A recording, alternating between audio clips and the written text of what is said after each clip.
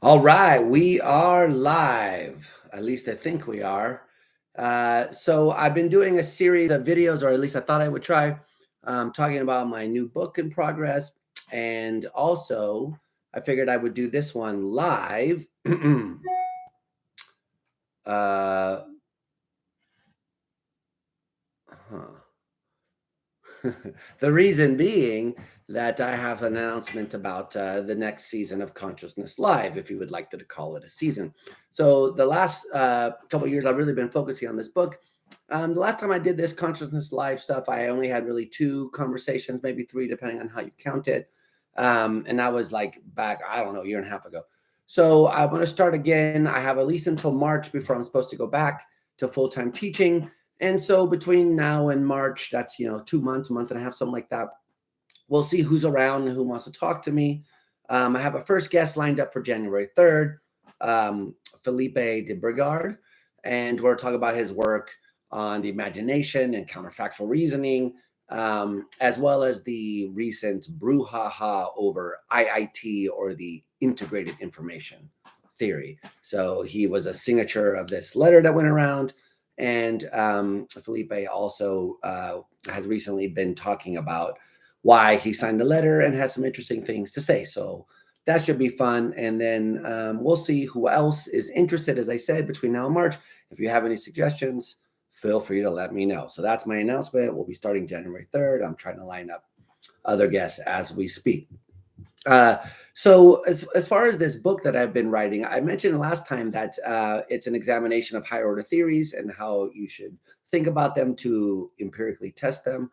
I also mentioned that I'm not really a true believer in the theory. I think it's interesting, as some people are really intuitively drawn to it. They usually cite something like the transitivity principle, which is a technical way of saying that conscious states are ones that you are aware of in some way. And I've always been a little bit suspicious of appealing to the transitivity principle, because while some people do find it intuitively appealing, many people don't find it intuitively appealing. So lots of people will reject just straight out right off the bat the idea that conscious states are the ones that we're aware of. Other people find that really intuitive and don't see how anyone could reject that. So it's pretty controversial, in my opinion, and seems like something you would want to argue for rather than something you would want to start an argument from. So that's my perspective on the kind of traditional approach to higher order theories. And so I kind of don't like the way they're set up. So what's important to me, instead of this intuitive idea from folk psychology or wherever it comes from, is how it fits with the empirical work that we have already acquired in the science of the mind, as well as what future empirical work might impact it. And so there, I think there are really 2 reasons centered on there that everyone should care about higher order theories, whether you find them intuitive or whether you just think they're flat out false. Briefly, the first reason is just that if they're flat out false, then you should be able to falsify them empirically. So when you go and look at the kind of work that's already been done, what you find, in fact, is that you can mostly fit higher order theories. It turns out it's complicated because there's lots of varieties, but you can mostly fit them. You can tell a story how the things in the theory coexist with the data we have.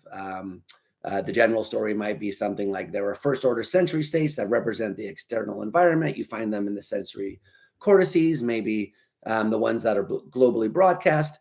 And then there's a kind of inner awareness of those states. Maybe you find that in the prefrontal cortex. Maybe you find that distributed amongst the parietal cortex and prefrontal areas.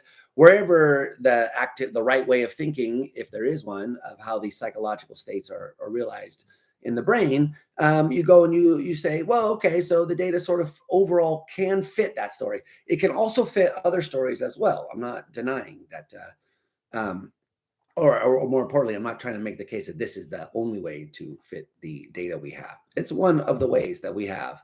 And it's therefore making these theories worth taking seriously, because you can tell a consistent story about how the empirical work from neuroscience and psychology supports or maps on to this basic set of theoretical constructs.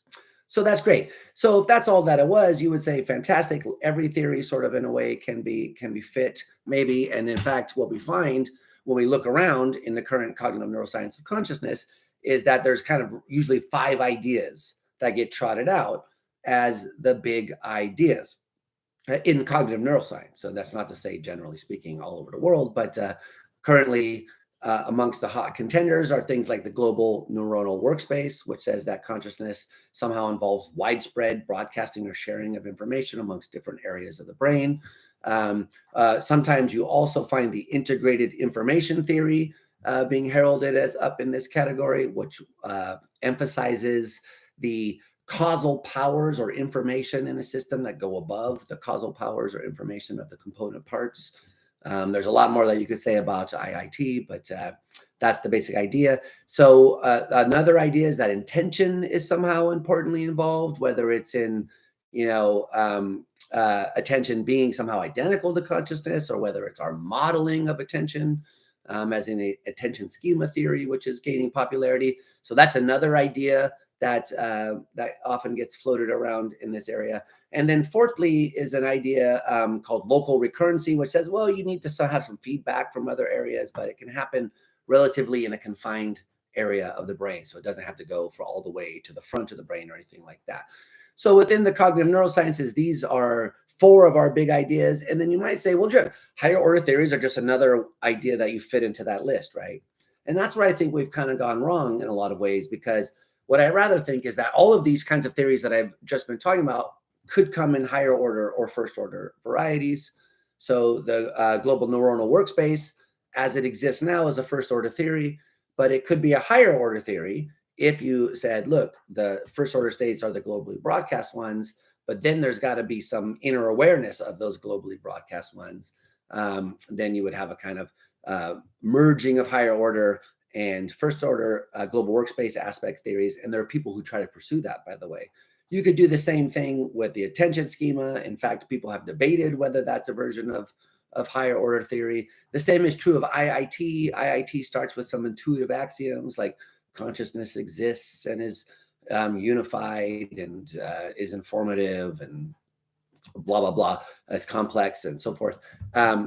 We'll talk a lot more about IIT soon, so don't worry about how I'm skipping over it. But the basic idea is that as they exist now, all these axioms are first order axioms. You could argue that you need some higher order inner awareness related axiom that needs to be added to this list that IIT has available to it. And so then you would have a higher order version of IIT. Indeed, I think even like panpsychism and dualism could come in higher order variety. So if you were a panpsychist or an idealist or something like that, you might think that, gee, well, okay, so there's these little, the electrons are fundamental bits of matter, whatever they are conscious, but that may require some kind of reflexive awareness of the states of that state or not. So as panpsychism is sometimes invoked, it sort of sounds a bit like it's invoking some sort of brute higher order awareness invoked there.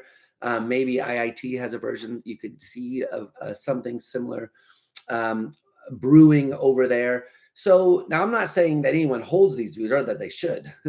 What I'm saying is that you would need some reason for saying that the global workspace theory is better off as a non-higher order theory, or that IIT doesn't need an axiom related to higher order awareness. In order to say that, in order to say why those theories do not require a higher order version, you would need to say why higher order theories are false. And in order to do that, I think you would need to say what empirical work suggests that we should dismiss them. And we haven't got to that point yet. So in order to dismiss the theory, you should be able to work it out in enough detail so you can say, aha, here's where it conflicts with the stuff we already know, or here's where it makes a prediction that we don't find coming out.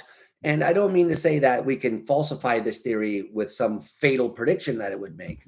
I think that's doomed to fail. But rather, I just think you keep doing this over and over, and eventually you have to amend a theory in so many ways that it stops generating questions that are interesting. And other theoretical ideas do start generating, further empirical, experimental questions, ways to test it and so forth. And really good theories, that's a mark of when a theory is successful, is that it keeps generating interesting ideas for how to test it, interesting ways to extend it or apply it. So eventually, when there's just too much baggage, so to speak, it just falls by the wayside and we get sick of it. And that's sort of what I think is the sort of lesson from the history and sociology of science as we've come to it now. And we're sort of at that point right now where we could look at higher order theories and say, okay, so is this one that is going to generate some interesting questions, that's going to give empirical researchers something to actually go and test? Or is it going to fall by the wayside and kind of just be, you know, philosophers arguing about angels on the head of a pin and so forth? So, and if that's the way it goes, great. You know, panpsychism is a wonderful set of ideas that I love to debate about, but it doesn't generate any empirical testable hypotheses. And so maybe higher order theory will end up being like that. I would be sad if that were the case. And my ultimate goal is to try to show how it's not, but I think the jury's still out. Okay, so anyway, that was the intention, was just to make a short video and to see if I could even live stream anymore. Maybe I did, I'm not even sure. We'll find out soon. Okay, so any questions or comments, feel free to let me know. I am interested in discussing this stuff. And hopefully I'll see you guys soon for January 3rd and the premiere of Consciousness Live. Exciting stuff.